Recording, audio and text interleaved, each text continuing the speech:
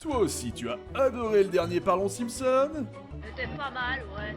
Eh bien, tu vas adorer l'épisode d'aujourd'hui sur l'émotion dans la série. Si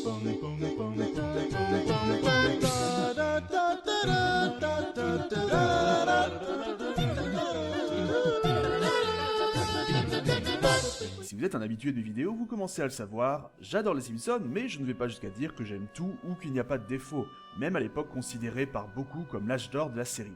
Et avec certaines choses que je vais dire aujourd'hui, quelques-uns d'entre vous risquent de me détester. Encore plus qu'avant si c'était possible. Si. S'il vous plaît, avant de devenir fou en commentaire, écoutez ma vidéo jusqu'au bout. Donc, je vais parler de l'émotion dans la série aujourd'hui. Alors, l'émotion c'est large. Quand je dis ça, je pense plutôt à ce qui est vraiment poignant, triste, voire cruel, voyez le genre. Alors bon, par contre, triste et cruel, non, je ne parle pas des apparitions de Ricky Gervais. Mais m'appelez pas trop tard.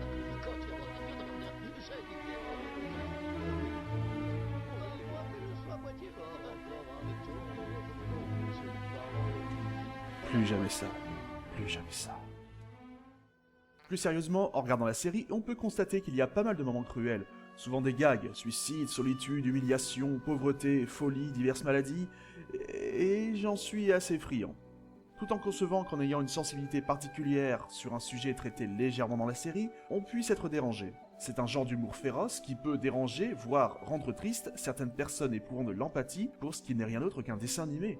Pauvre Abraham abandonné à son sort, pauvre Hans Topman qui s'en prend toujours plein la figure, bon, ou alors par exemple, je comprends que des gens ayant été maltraités dans leur jeunesse puissent ne pas voir les passages où Homer étrangle Bart comme des gags. Le fait est qu'ayant moi-même écrit une vingtaine de fanfictions Simpson, je me suis rendu compte que c'était plus simple d'écrire une scène mélancolique que de faire un truc marrant. Faire rire, c'est pas aussi simple qu'on pourrait le croire. Et justement, un de mes problèmes parfois dans la série, soit en raison d'un parti pris scénaristique, soit par facilité, c'est la proportion de certains épisodes qui, à vouloir faire une scène un peu triste, vont plutôt vers le tire-larme.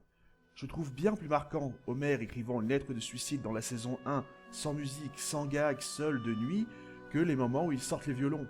Et c'est là que, même si ça m'est arrivé d'avoir un avis pas partagé par beaucoup de monde, nous allons officiellement inaugurer la nouvelle rubrique de cette émission. C'est l'heure de... l'opinion impopulaire. T'es mal barré. J'en avais un peu parlé dans un Dove vs Fud, et j'avais déjà eu des réactions parfois mécontentes dans les commentaires, alors maintenant je dois développer. Oui, je trouve la fin d'épisode comme le premier mot de Lisa et avec Maggie ça fait 3 assez insupportable de mièvrerie. J'espère que tu parleras jamais.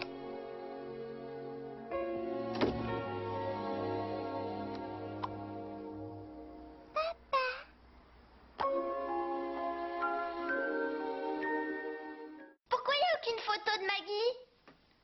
Je suis content que tu poses la question, parce qu'en fait, c'est une histoire très intéressante. C'est pas vrai, tu le sais. Alors il y a quand même une différence entre les deux. Je dirais que le premier mot de Lisa est juste mièvre, tandis que et avec Maggie ça fait 3, là je trouve que c'est carrément vraiment trop, surtout si on se souvient que Homer n'arrête pas d'oublier l'existence de Maggie.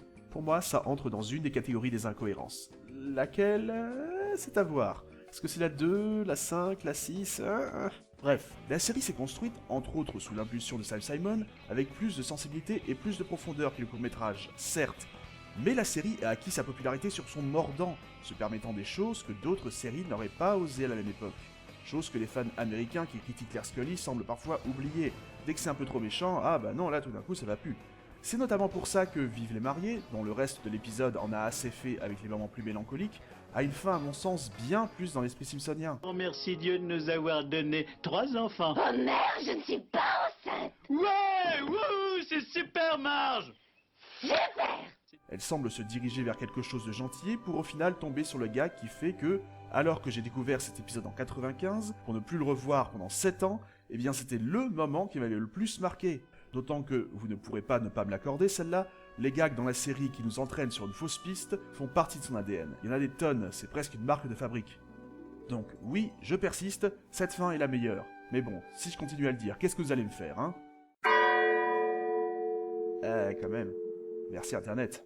Moi, ce n'est pas tant ça qui m'amuse dans l'histoire. Ce qui me plaît, c'est qui prononce le de Maggie. En version française, c'est Olia Bruno, hein.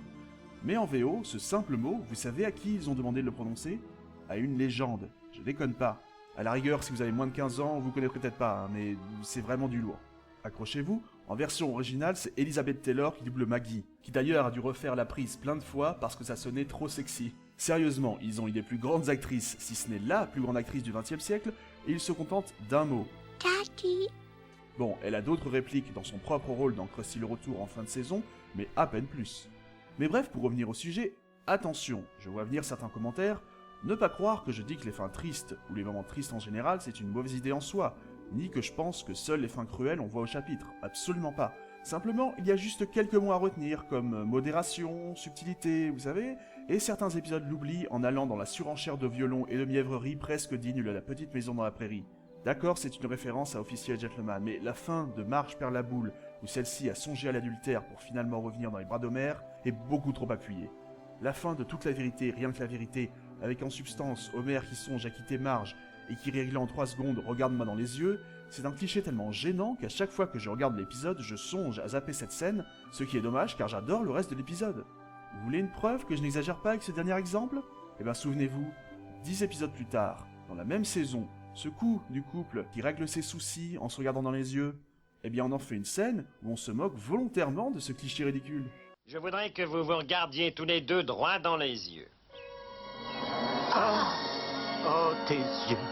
J'avais oublié combien ils étaient. Il ne faut plus nous bagarrer. Nous étions fous de nous déchirer. Oh, ne parlons plus de N'en ça. parlons plus du tout. Honnêtement, j'ai envie d'en dire autant de la fin du Hockey qui tue, mais je sens que certains voudront me faire souffrir encore plus si j'en dis du mal, alors je me contenterai de dire que c'est un peu contrebalancé par l'émeute finale. Et puis, je vais en passer au moment qui fonctionne bien à mon sens. Alors bon, j'ai jamais pleuré devant les Simpsons, Je suis un vrai mec. mais disons que là où ce n'est pas évident de dire pourquoi une scène fonctionne, celles devant lesquelles j'en ai été le plus proche sont celles où ils ont fait preuve d'un peu plus de retenue. La fin de La Mère d'Homer, voilà un bon exemple. Parce qu'il n'y a pas de grand discours un peu niais, il y a un gag touchant, il n'y a pas de musique avant le générique lui-même est plutôt joli, bref, la sauce prend pas mal. Pour rester avec Mona, j'ai été très surpris aussi de constater que dans l'ensemble, la sauce prenait pas mal aussi pour l'épisode Mona de l'au-delà, car on parle du 419e épisode quand même, donc où se renouveler était déjà pas évident. Pourtant, tout fonctionne bien, la scène où Homer trouve sa mère est très posée, la scène où il va balancer l'urne est à la fois triste et à la fois joyeuse, et le mélange est bien dosé, et le flashback final, pareil, bon mélange de joyeux et de triste. C'est un des rares épisodes récents, encore que, est-ce qu'on peut encore dire récent, mais bon, en tout cas plus proche d'aujourd'hui que des débuts, c'est un des rares épisodes relativement récents donc, qui arrive encore à titiller un peu la corde sensible à mon sens. Bon, je pourrais parler de tas d'épisodes où ça marche bien ou moins bien, le fait est que tout ça c'est une question de dosage. Vous en faites un peu trop et c'est mièvre, n'en faites pas assez et c'est pas très touchant. Et il y a aussi le cas de figure qui était très fréquent à l'ère de Miles Scully en showrunner de la série, le mélange entre le triste et le gag. Les scènes purement émouvantes étaient rares, on casait quand même autant de gags que possible, l'enterrement de Maud en est un bon exemple. La série perdait un petit côté solennel, après est-ce que c'est mieux ou moins bien les Américains pensent que non en général, mais il semble que les autres pays soient un peu plus d'accord.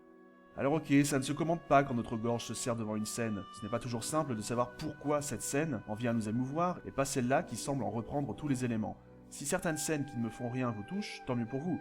Mais je tenais aujourd'hui notamment à essayer de faire la part des choses entre les moments plus intelligemment et ou honnêtement écrits, et les autres. Et pour ça, les Simpson maniaques, vous ne pouvez pas m'en vouloir, hein. Oh.